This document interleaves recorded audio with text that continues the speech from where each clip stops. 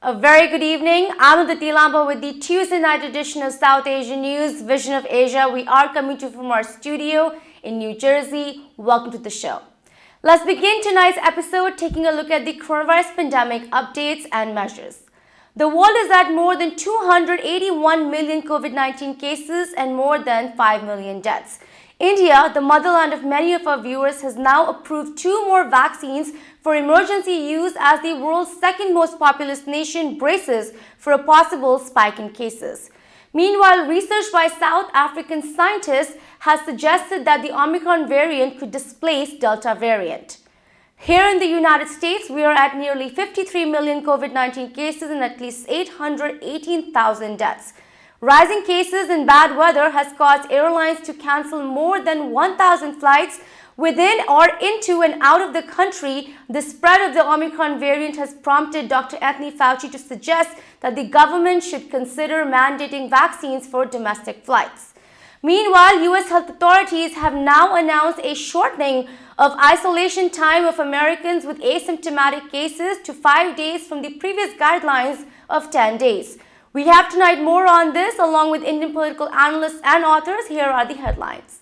U.S. reports record-breaking new COVID-19 cases, more than 500,000, Dr. Daniel Virga. Ashok Vyas's Insight Tonight reflects on 2021 featuring Jagjit Singh, ITV Gold.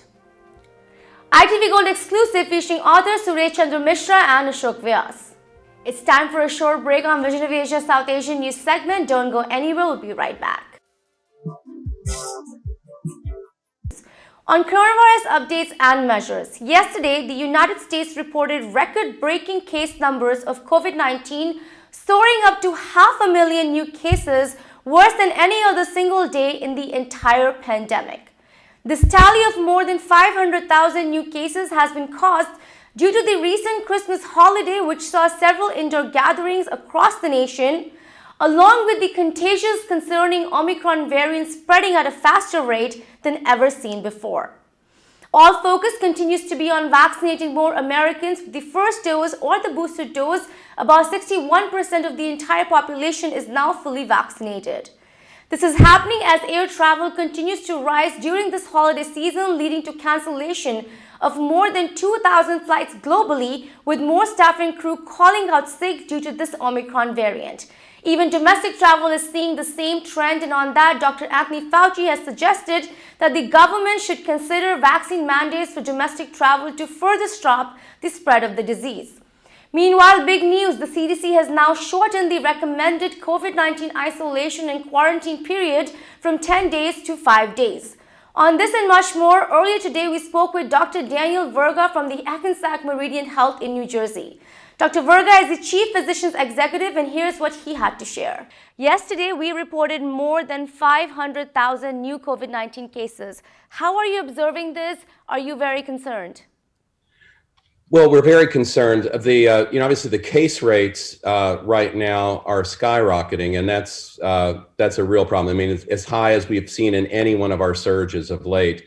I'm in New Jersey, and we just had our highest case count since the pandemic began almost 2 years ago in the last day. So it's a big surge. The only thing that I think is different this time around is that if you happen to have a largely vaccinated population, the severity of the illness seems to be much, much lower. And it also seems that while this is a very transmissible disease, meaning it's easy to pass, the one thing that we're seeing is that the that the duration of symptoms and the severity of symptoms are tending to be a little bit less. But why exactly is this surge happening right now? What do you attribute it to? New variant. I mean, this is the result of Omicron. In the state of New Jersey, as an example, we've gone in the last 2 weeks from Omicron being somewhere around 2% of the overall cases to it being over 75% of the cases. And actually, that number today is probably actually closer to 95%. It just changed. Omicron tends to drive all the other variants out of the neighborhood. So, but that's why we're seeing it. It's something that we don't have natural acquired immunity to. And our vaccine program that's been in place is fairly effective. It helps with respect to severe disease, being hospitalized, ending up in the ICU. But it doesn't necessarily stop you, unless you've been boosted, doesn't necessarily stop you from contracting the illness. How are you comparing Omicron with the Delta variant right now? Is the Delta variant still causing more deaths? So right now we have very little Delta at all in New Jersey. Wherever Omicron comes, it tends to crowd out everything else very, very quickly. And so Omicron, again, if you're vaccinated and particularly if you're boosted, the type of illness you get tends to be very mild, doesn't require hospitalization, and people will usually get through that in 5 to 10 days. If you're not vaccinated, Omicron can be just as nasty as Delta was. Right. Let's talk a little bit about vaccinations and the importance of it, Doctor. First of all, the question that I have here is, can you mix and match these vaccines? We keep on hearing about it. However, many are recommending still get the same vaccine that you got for the first and the second dose. What are your recommendations on that? So a couple levels of recommendation. First, if you've got the Johnson & Johnson vaccine, you should definitely get a booster with one of what we call the messenger RNA vaccine. So either the Pfizer or the Moderna product. Definitely that should be your booster. If you got the Pfizer or Moderna vaccine to start with, you're fine either way. You're fine, staying in the same family and getting a third Pfizer dose or a third Moderna dose. You're also fine if you mix them. For some folks, it's a convenience issue.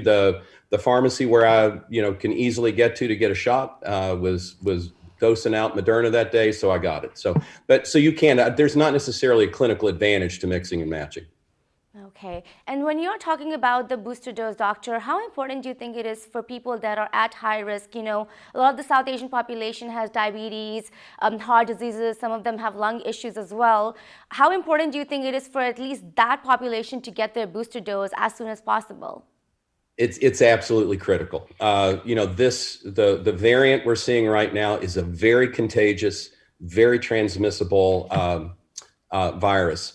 And while it seems to be somewhat less virulent than the Delta was, if you're an older individual, meaning over 65, if you have underlying medical illnesses, we're still seeing those vaccinated folks in the hospital. In fact, those are the vaccinated people that are actually being admitted to the hospital. If you've been boosted, the likelihood that you're going to get severe illness is very low. It's very low. There's a lot of misinformation produced by many outlets on the vaccine. There are a lot of myths as well. We're seeing low rates of vaccinations among children especially. What do you say to the parents that are concerned about it, and how do you fight this misinformation? It's very difficult. I mean, it's been a tough road trying to get folks to be comfortable with vaccination for lots of reasons. There's misinformation about this.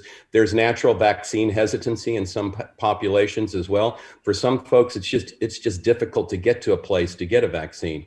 All that said, these are among the safest vaccines that have been ever created. I mean, they're really, really good vaccines. And my recommendation is, if you're in a population that's eligible for vaccination, that's age of 5 over, right, you should get the shot. You should get vaccinated. And as soon as you're eligible to have a booster, get a booster. We have now a segment of a conversation of ITV Gold's Ashok Vyas with Indian political analyst Jagjit Singh from our network's popular show Inside Tonight. The show airs Monday and Tuesdays at 7:30 p.m. Eastern every week, and brings in much perspective on what impacts Indian Americans, their issues, their achievements, and a take on the bilateral relationship between India and the United States in various fields. In this episode of The Insight Tonight, Indian political analyst Mr. Jagjit Singh from New York reflected upon the impact of coronavirus in 2021 on the lives of South Asian Americans, be it political, social, academic, and more. The conversation also highlighted the potential threat of Omicron affecting United States and India more than the Delta variant and its potential impact on government, economy, and more. Here is a segment of the conversation between ITV Go's Ashok Vyas and Mr. Jagjit Singh. तो जगी सिंह जी, 2021 को अगर हम मानवता की विजय का वर्ष घोषित करें इस आधार पर कि जो स्थितियां हमने देखी वो अकल्पनीय थी और अभूतपूर्व थी, अगर हम सिर्फ एयर ट्रैवल पे ही नजर डालें, होटल इंडस्ट्री की तरफ देखें और जिस तरह से हम जीवन को कलेक्टिवली सेलिब्रेट करने की आदत में आ गए थे, वहां से पीछे हटके भी हम आगे वापस धीरे धीरे नन्हे नन्हे कदमों से आ पाए हैं 2021 में। आप कहेंगे कि ये पॉजिटिव ईयर रहा है in spite of all the adversities? नहीं, in spite of all the adversities एक अच्छा ही चीज रहा है, क्योंकि बहुत सारे एडवर्सरीज में ही नए रास्ते मिलते हैं, नया मुकाम मिलता है। जैसे आप फर्ज करें भारत को ही अगर ले लें तो भारत में कभी पीपीपी किट्स नहीं बनते थे और आज एक अवसर पाकर मेड इन इंडिया के कार्यक्रम के तहत पीपीपी किट्स पूरे विश्व को भारत सप्लाई कर रहा है। भारत जैसा एक छोटा देश जो शायद जिसको दूसरी नजर से देखा जाता है, वैसा देश आज कोरोना वायरस के वैक्सीन्स पूरे दुनिया को बांट रहा है।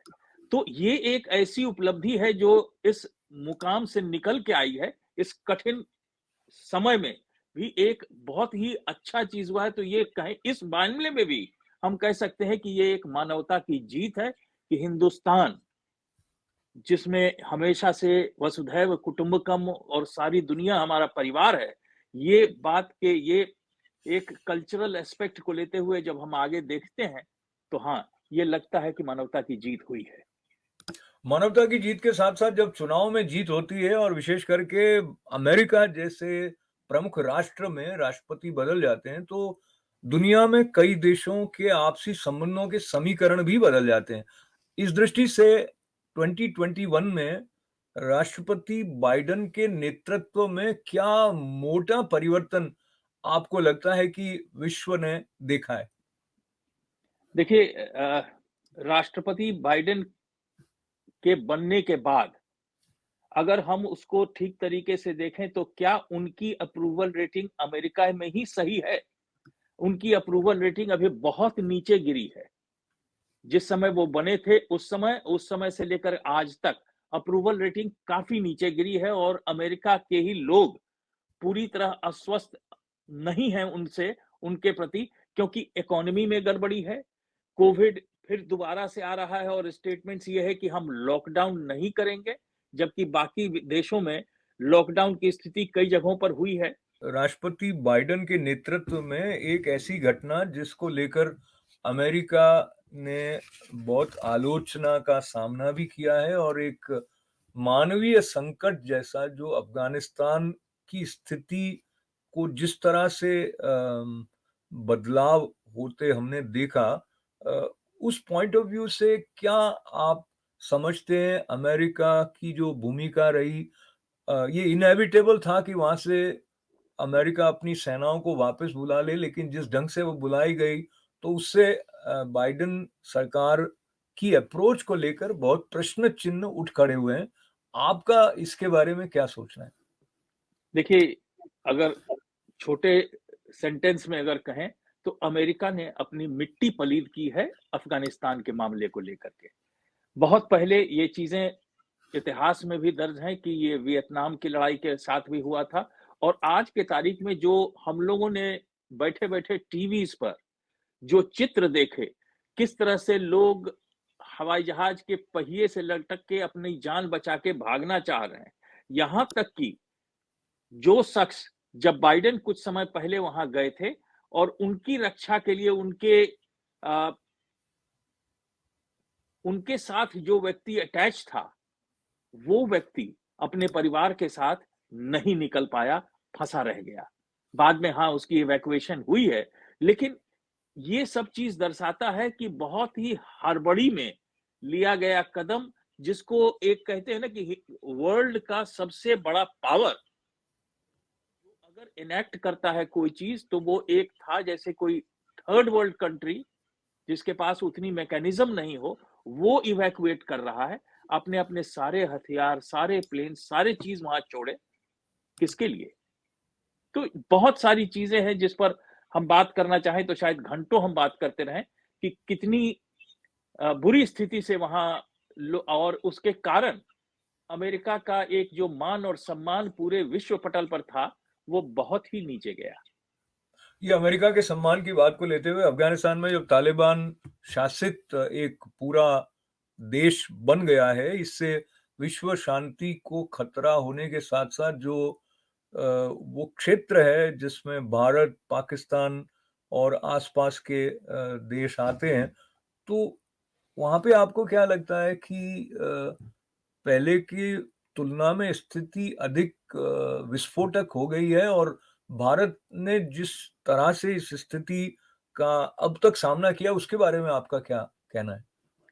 अगर हम देखें तो भारत ने प्रीएम्प्ट करते हुए बहुत सी चीजें की हैं, और न कोई अफगानिस्तान के हिसाब से बल्कि चीन के हिसाब से भी जिस तरीके से बॉर्डर एरियाज में सड़कें बनाई गई, बॉर्डर एरिया में फोर्सेस के डिप्लॉयमेंट हुए, एक तरह से वो इनहिबिटिंग फैक्टर है जो तालिबान की मदद से पाकिस्तानी घुसपैठ को भारत में रोकने का जो एक सिलसिला पहले से चल रहा था, वो आगे बढ़ा है। और हिंदुस्तान ने एक कदम, हाँ, स्थिति बहुत अच्छी नहीं है, इसलिए कि अगर पड़ोस में आपके तालिबान जैसा एक क्रूर शासक हो, तो आप गाहे बगाहे कुछ ना कुछ एक्सपेक्ट कर सकते हैं कि कभी कुछ ना कुछ हो सकता है।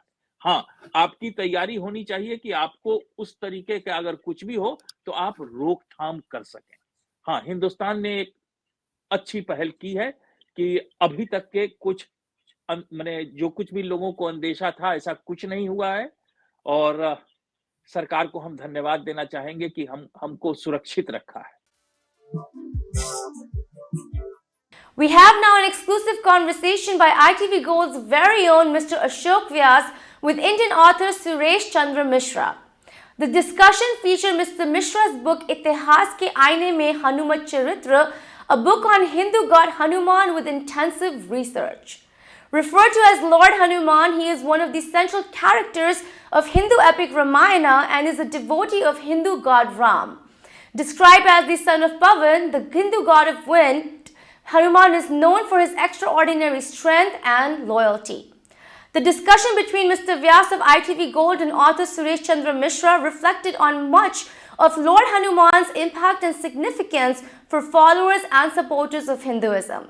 Here is a segment of the conversation. एक ऐसे मनीषी हैं जिनके साथ बैठने का सौभाग्य मुझे मिला है, जिनकी ताज़ा पुस्तकों में एक पुस्तक पर हम विशेष रूप से चर्चा करेंगे, जिसका नाम है संस्कृति के आईने में हनुमत चरित्र। सुरेश चंद्र मिश्रा जी ने इसमें हनुमान जी के चरित्र या हनुमान जी के बारे में, वो किस तरह से उनका चरित्र हम सबके लिए एकदम व्यावहारिक दृष्टि से उसका महत्व है, और जो संस्कृति के आईने में जब शब्द आपने प्रयोग किए हैं, तो आपकी लेखनी का जो कमाल है वो पाठक उससे चमत्कृत, विस्मित और प्रभावित और प्रेरित हुए बिना रह नहीं पाते हैं। इससे पहले कि मैं आपको निवेदन करूं कि हम उस पुस्तक के बारे में चर्चा करें, पहले तो मेरा प्रणाम स्वीकार करें। नमस्कार। और आभार के साथ में इससे पूर्व भी आपने अलग अलग विषयों पर, विशेष करके आप हिस्ट्री से संबंधित रहे हैं, आपने पढ़ाई भी है, रिसर्च भी किया है जी। तो मैं आपकी पुस्तकें कुछ हमारे दर्शकों को दिखा देना चाहता हूँ, और ये अभी तक रिलीज नहीं हुई है, वो आपका सौभाग्य है कि आप अभी देख NBT से जी। और ये नेशनल बुक ट्रस्ट ने प्रकाशित की है, quest for Swaraj, historical journey of a nationalist Prince, इस पर हम कभी अलग से चर्चा करेंगे, इसमें भी बहुत रोचक बातें हैं। और ये national movement in a princely state, ये भी आपकी पुस्तक है। ये कौन सी स्टेट के बारे में? ये भरतपुर भरतपुर के बारे में, और वो राजा भी भरतपुर के हैं। तो भरतपुर के साथ आपका विशेष संबंध होने के साथ साथ मराठों का इतिहास भी आपने लिखा है। और हम में से बहुत कम लोग जानते हैं कि मराठों का और राजस्थान का क्या ऐतिहासिक रूप से संबंध है, जो इस पुस्तक में पता लगता है। एक ये स्टडी 6 ऑफ गंगानगर, ये भी स्टडी आपकी है। तो इन पुस्तकों के साथ साथ एक पुस्तक जो हमें ऐसा लगता भी है कि ये तो काफ़ी पहले की किताब होगी, और 1981 में यह प्रकाशित हुई किताब है, सिंधिया होलकर राइवलरी इन राजस्थान। और आप जानते हैं कि पूर्व जो मुख्यमंत्री थी वो भी इस परिवार के साथ संबंधित थी। और ओमान आप गए थे, वहाँ इस पुस्तक में भी आपका एक लेख है। पर इन सब का उल्लेख करते हुए फिर एक बार आपको बधाई और धन्यवाद देते हुए कि ये जो एक संपदा है, हमारी सांस्कृतिक विरासत है, वो आपने अपने शोध के माध्यम से और प्रस्तुत की है। जी। तो इतना अधिक परिचय देने के बाद में मैं एक अलग व्यक्तिगत निवेदन से बात प्रारंभ करना चाहता हूँ। आप अपनी कोई ऐसी कविता जो आपको याद रहती है, उससे हम शुरू करें। कवि के रूप में भी आपकी ख्याति भी है और आपका वो प्रेम है। शुरू की कविता मेरी ऐसी है जिसमें कि मैं थका हारा हूँ, और फिर मैंने अपने अंदर का जो नैराश्य भाव है उसको नियंत्रित करते हुए अपनी स्वाभिमान और स्वावलंबन की रक्षा करते हुए कुछ कविताओं का सृजन किया।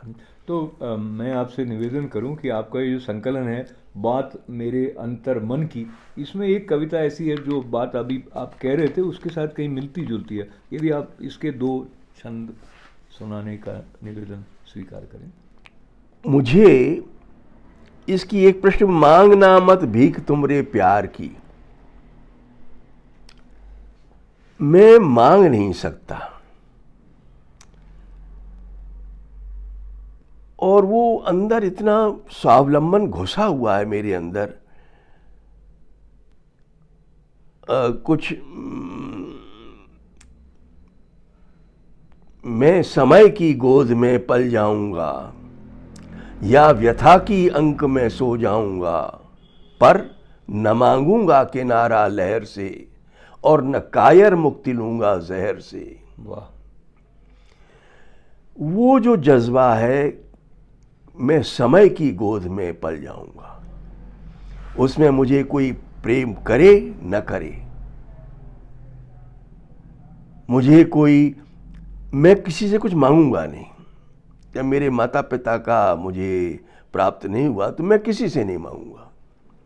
और कुछ उसी भाव को इसमें एक लिरिक फॉर्म में, कि प्यार तो मिलता नहीं है याचना से, और थप थपी मिलती नहीं है वंदना से, कि प्यार की भाषा सदा ही मौन रहती, और नेह की सरिता स्वयं चुपचाप बहती।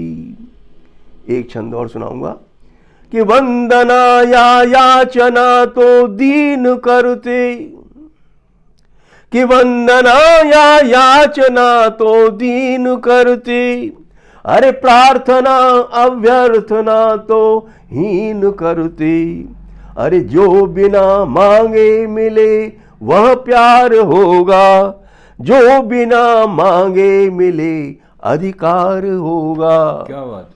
मैं समय की गोद में पल जाऊंगा, वाह।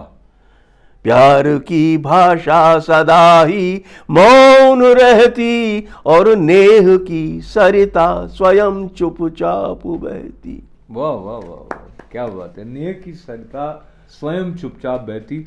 Well, with this, we wrap up our show for the night. Please send us your suggestions and get your voices and organizations on our show. You can email us on events@itvgold.com or follow us on our Facebook handle, which is @itvgold. You can also subscribe to our YouTube channel for free access to many of our popular shows. Thank you for joining us tonight from Edison, New Jersey. This is Vision of Asia, and I am Diti Lamba. Take care and be well.